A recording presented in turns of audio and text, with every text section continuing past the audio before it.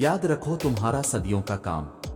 इसके यहाँ एक लम्हे का किस्सा है, तुम्हारी उम्र भर की रियाजतें। इसके लिए एक कुन की बात है, जहाँ इतना सब्र किया है वहाँ थोड़ा सा सब्र और सही, जहाँ इतनी कोशिश की है वहाँ थोड़ी सी कोशिश और सही।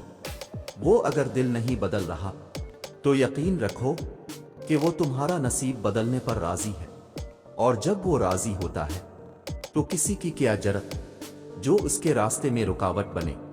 तो फिर ये फिक्र छोड़ दो कि कौन तुम्हारे साथ है और कौन नहीं, कि किसी के चाहने या ना चाहने से कुछ भी नहीं होता जब तक अल्लाह ना चाहे, और अल्लाह सिर्फ नियत और तड़प देखता है। तुम्हारी दुआएं तुम्हें उन चीजों तक ले जा सकती हैं जो तुम्हारे नसीब का हिस्सा नहीं, क्योंकि नसीब पर अल्लाह के सिवा और किसी का इख्तियार नहीं। और जब तुम अल्लाह पे अपने मामलात छोड़ देते हो तब वो ये इख्तियार तुम्हें दे देता है, और फिर तुम्हारी दुआएं मुजिज़े लाती हैं और सब मुकम्मल कर देती हैं। याद रखो तुम्हारा बिखरना आर्जी है, मगर इसका थाम लेना मुस्तकिल है। तुमने खुद को खुद ही तोड़ रखा है, वरना वो तो कब से तुम्हें जोड़ने के लिए तैयार बैठा है। तो तुम इन कड़चियों को इसके पास ले जाओ, फिर वो उन्हें यूं समेट देगा जैसे इसका एक हर्फ कुन इन दो जहानों में सिमट कर उन्हें जिंदा कर देता है।